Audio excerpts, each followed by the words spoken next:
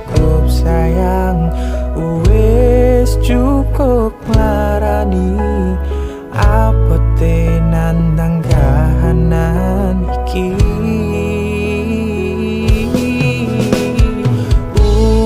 Wis cukup sayang, wis cukup nglarani, cukup semene cerita iki.